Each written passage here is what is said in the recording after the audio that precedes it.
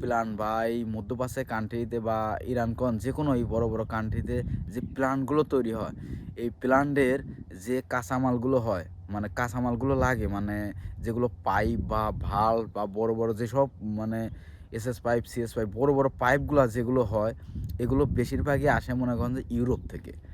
আপনার মধ্যপ্রাচ্যে যদি বড় ধরনের কোনো যুদ্ধ বাধে, আর এই যে এখন যে বর্তমান চলমান যে যুদ্ধটা আছে, এই যুদ্ধতে প্রতি জায়গায় মনে করেন যে তেল স্থাপনাকে মারতেছে, এই তেল স্থাপনায় অনেক ক্ষয়ক্ষতি হচ্ছে। এই ক্ষয়ক্ষতির ফলে এই যে মধ্যপ্রাচ্যের যে এইসব রাষ্ট্রগুলো ক্ষতিগ্রস্ত হচ্ছে, এই যে কোনো একটা পাইপ বা কোনো একটা ভাল্ব বা বড় ধরনের কোনো কিছু ক্ষতিগ্রস্ত হলে এগুলো কিন্তু আপনার এই মধ্যপ্রাচ্যে কোনো কান্ট্রিতে আপনি পাইবেন না। এটা আনতে গেলে আপনার মনে করেন যে ইউরোপ কোনো কান্ট্রিতে যেতে হবে। আর ইউরোপ কান্ট্রিতে যখন যাবেন তখন তো আপনার এটা টাকা দিয়ে কিনে আনা লাগবে। আর আপনারা যুদ্ধ করবেন, আপনাদের মাল মাটি যা লাগবে এই মধ্যপ্রাচ্যের কান্ট্রি সব ইউরোপ থেকে নিয়ে আসবে তাদের। তাহলে যুদ্ধ হলে তো ওদের লস নাই, ওদের অনেক লাভ। ক্ষয়ক্ষতি হলে আপনারা দৌড়ায় যাবেন ওদের কাছে, আপনি ওদের মাল সব কিনতে যাবেন। এইসব জিনিস তো অনেক টাকা দাম।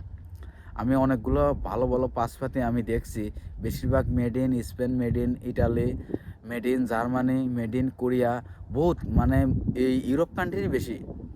তো এইগুলো মাল যদি আপনি ইউরোপ থেকে কিনেন তাহলে এই যে যুদ্ধ যেসব প্ল্যান্টের বা গ্যাস প্ল্যান্টের যে ক্ষতিগ্রস্ত হচ্ছে, এই ক্ষতিগ্রস্ত জিনিসগুলো এগুলো কিনতে কিন্তু পরবর্তীতে আপনার ইউরোপ আমেরিকায় দৌড়াইবেন। তো এইগুলো যুদ্ধের জন্য কিন্তু আপনারা নিজেরাই বড় ধরনের একটা ক্ষতিগ্রস্তের মধ্যে পড়তেছেন। কিন্তু মাঝখানে আমেরিকা কিন্তু আমেরিকার মতো ঠিকই চলতেছে, তাদের রাষ্ট্র ঠিকই চলতেছে। তারা গত 100 বছর চলবে সেরকম তেল তারা মজুত রাখছে। আপনারা এদিক যুদ্ধ করে কিন্তু মারা যাবেন, আপনারা এদিক যুদ্ধ করে কিন্তু আপনাদের বড় বড় শিল্প প্রতিষ্ঠানগুলো ধ্বংস করবেন, নিজেরা ধ্বংস হয়ে যাবেন। তো আমি এই প্ল্যান্টে 2 বছর কাম করার ভিতর দেখছি যে বড় বড় যেসব জিনিস, এগুলো অনেক দামি জিনিস, সেগুলো ম্যাক্সিমাম জিনিস এই ইউরোপ থেকে আসে। এগুলো কোনো মধ্যপ্রাচ্যের কোনো কান্ট্রিতে তৈরি হয় না, সবই ইউরোপ থেকে আসে। তো আপনারা নিজেরা যুদ্ধ করে কি করতেছেন, এই যে মধ্যপ্রাচ্যের যে কান্ট্রিগুলার যেসব বড় বড় শিল্প প্রতিষ্ঠান আছে, তেল কোম্পানি আছে, এগুলোতে অনেক ভয়াবহ আগুন ধরতেছে, ক্ষতিগ্রস্ত আছে। এগুলো পরবর্তীতে এগুলো মাল আনতে আপনাদের আবার ইউরোপের দ্বারস্থ হতে হবে।